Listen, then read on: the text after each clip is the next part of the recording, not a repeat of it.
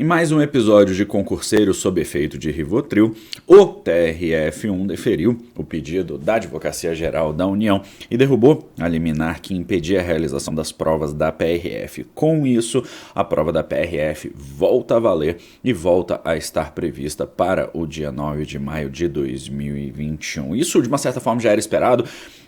Eu já tinha recebido mensagens e vazamentos aí da PRF muito confiante em relação a isso. Não sei exatamente qual que foi a articulação que eles fizeram, foi bem sucedida. O desembargador Francisco de Assis Betti, que é o vice-presidente, fez o documento lá, deu o despacho, autorizando a manutenção da prova como ela estava. E até o Sebrasp tinha feito um pedido dizendo que se a decisão não saísse até hoje, isso inviabilizaria a logística da prova e a realização da prova no dia 9.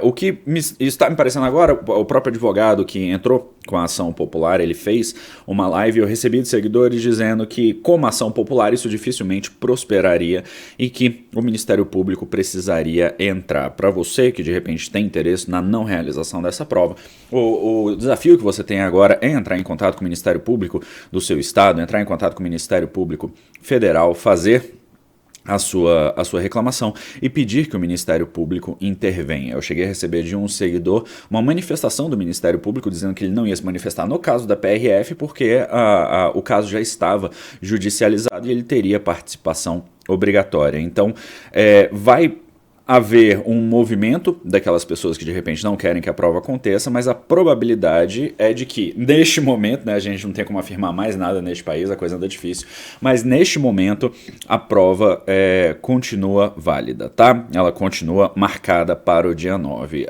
Os absurdos que nós vimos em termos de marcação de local, em termos de erros do Sebrasp no agendamento da língua estrangeira, né, na escolha da língua estrangeira, eles continuam existindo e eu não sei em relação à saúde desse concurso como que as coisas vão ficar. Falei mais cedo, tá? Quero reafirmar isso. Eu pessoalmente, Fernando, eu não consigo culpar o candidato que deseja ir para esta prova, mesmo correndo risco de se contaminar, que é uma questão própria, mesmo correndo risco de contaminar outras pessoas, que é uma questão social. E digo isso não por irresponsabilidade, mas simplesmente por entender a situação daquela pessoa que vê um concurso com 1.500 vagas, talvez aí com uma taxa de abstenção, talvez uma taxa recorde de abstenção, eu chutaria que algo entre 35% e 50% das pessoas não vão fazer essa prova, tanto pelos erros, quanto pela situação sanitária, quanto pela marcação do local de provas. Como eu falei para você, eu recebi diversos relatos de pessoas que tinham ficado a 300, 400 quilômetros de casa. Nos comentários do vídeo anterior, eu recebi pessoas falando que ficaram a 700, 800 quilômetros, pessoas que foram marcadas para outros estados. Então, assim, os absurdos eles não param de surgir, tá?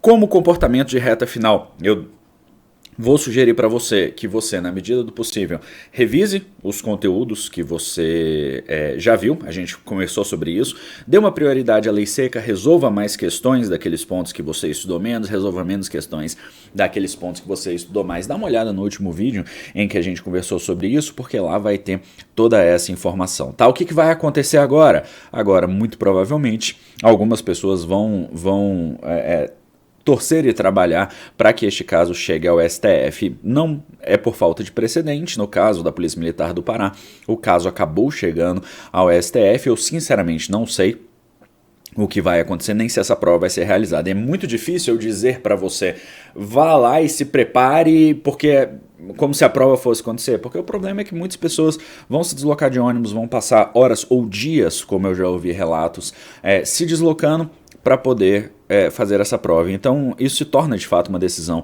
de foro íntimo. É muito difícil você ver pessoas que estão estudando há muito tempo, que estão preparadas, terem que abdicar dessa prova, como muitas pessoas já abdicaram, infelizmente, em função dessa situação, não existe outra palavra, lamentável, que a gente está vivendo. Na minha visão, e eu devo publicar um vídeo depois da prova da PRF para falar sobre isso, tanto a PRF quanto o Sebrasp saem um pouco menores desse episódio em relação a esse desrespeito em relação à vida. Por mais que a prova da PRF seja importante, eu acredito que seja, eu quero ver tanto a Polícia Rodoviária Federal, quanto a Polícia Federal, quanto os órgãos que eu admiro, ou admirava mais, assim, se instrumentalizarem, terem bons servidores, terem bons equipamentos, eu acho isso fundamental. Mas eu acho que neste caso, especificamente nessa insistência e nas comunicações que exararam ao longo do tempo, eu acho que tanto Sebrasp quanto PRF saem menores. Vamos ver o que vai acontecer, tá?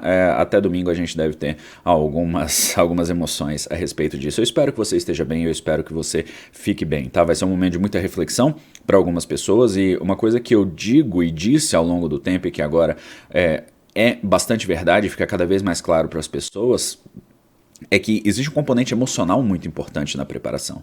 E esse componente ele está se revelando agora por meio dessas decisões, por meio dessas indecisões a respeito do que está acontecendo e do que pode acontecer. Tá? A gente vai estar junto, coloca aqui nos comentários as suas dúvidas, as suas angústias, os seus desagrados, a sua felicidade, talvez, pela realização da prova, e a gente vai poder conversar um pouquinho mais sobre isso depois, tá bom? Eu sou Fernando Mesquita e a gente se vê na nossa próxima oportunidade. Um grande abraço e até lá. Tchau!